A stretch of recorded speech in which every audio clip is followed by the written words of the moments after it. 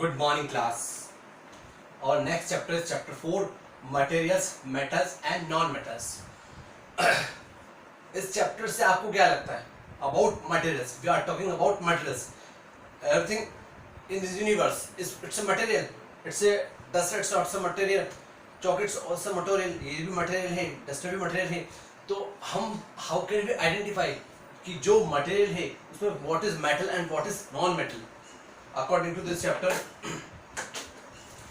first topic is physical properties of metals and non-metals.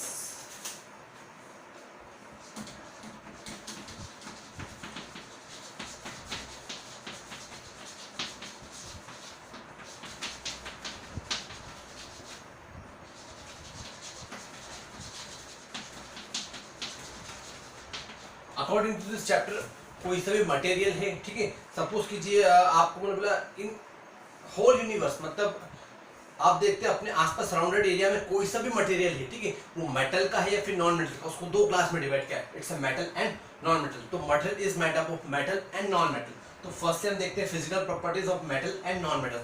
Metal और non metal की physical property actual में होती क्या है? तो अकॉर्डिंग टू दिस हम सब एग्जांपल्स लेते हैं, ठीक है. आयरन, कोल, एल्यूमिनियम, पेंसिल, ठीक है.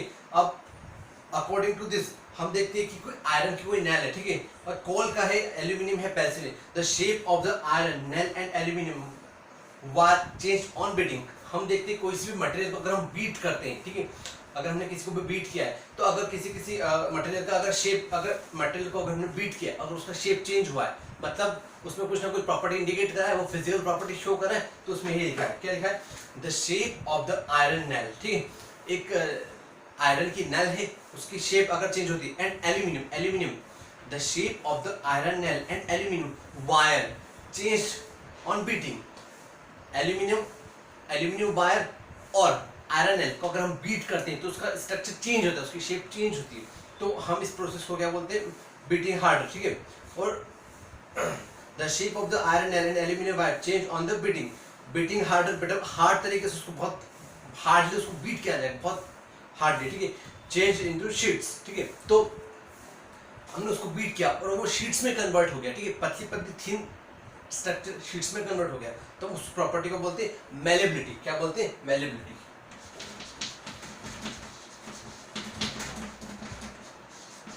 तो those property, the property of metals by which they can be beaten into sheets.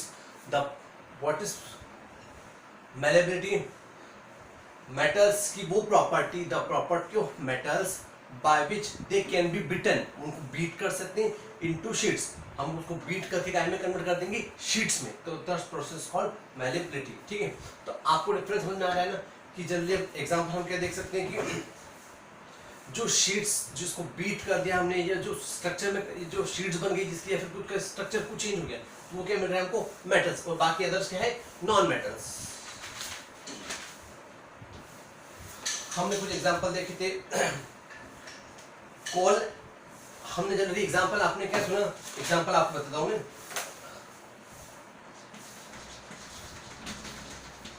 It's iron nail, aluminium. Iron nail and aluminium are metals because जब उनको बीट करते हैं तो उनका स्ट्रक्चर चेंज होता है. उसके अलावा हम देख सकते हैं कि पेंसिल वायर हो गया या कोल हो गया, ठीक है.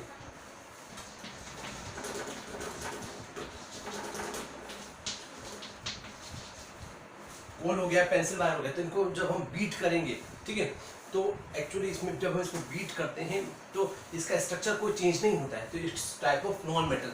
अब आप जनरली एग्जांपल आप देखते हो बीटिंग के थ्रू ही नहीं हम पता लगा सकते हैं क्या है मेटल और क्या नॉन मेटल. इसके अलावा और प्रॉपर्टीज भी वो शो करता है, ठीक है, उसको हम आगे देखेंगे. तो एग्जांपल क्या है? Call and pencil don't show this property, so this is not metal. Call and pencil wire क्या होता है? इस प्रॉपर्टी को शो नहीं करते कि उनको हमने बीट किया, उनका स्ट्रक्चर चेंज हुआ, शीट्स में कन्वर्ट हुआ, प्रॉपर्टी शो नहीं करते. So this is not metal, this is non metal, ठीक है. अब एक और टर्म आ रही है, ठीक है, एग्जांपल थोड़ा समझिएगा.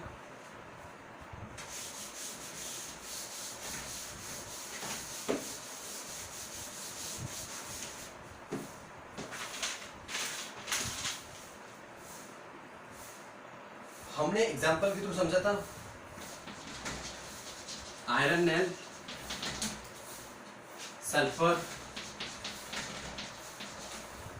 ये कुछ मटेरियल्स के नाम जो लिखा हूं उसमें कुछ मेटल्स और कुछ नॉन मेटल्स हमको आइडेंटिफाई करना है कि मैलेबिलिटी के अलावा और कौन सा वे है जिसके थ्रू हम पता लगा सकते हैं कि what is metal and what is non metal. Call peace है और copper wire.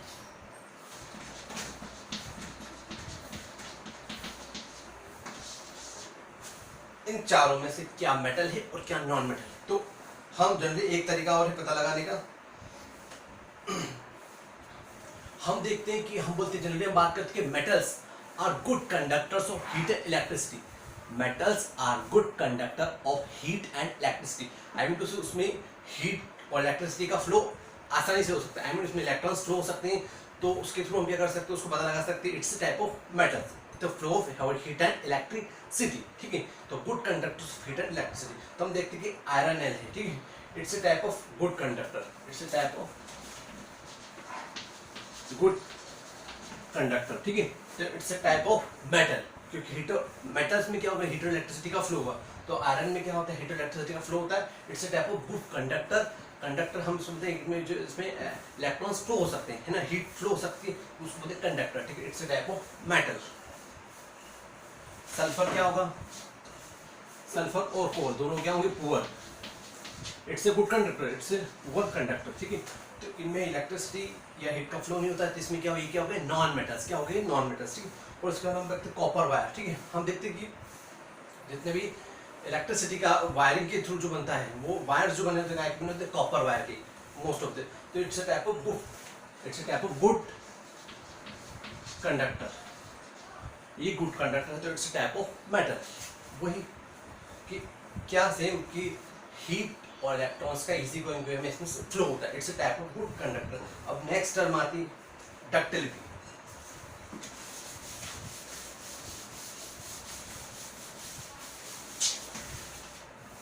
What is term ductility?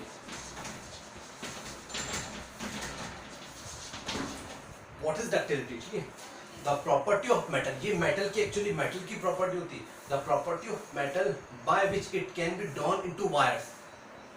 What is ductility? The property of metal by which it can be drawn into wires. Property metal की वो property जिसको हम अगर beat करें तो wires में convert हो जाएगा, वो convert होगा, convert into wires.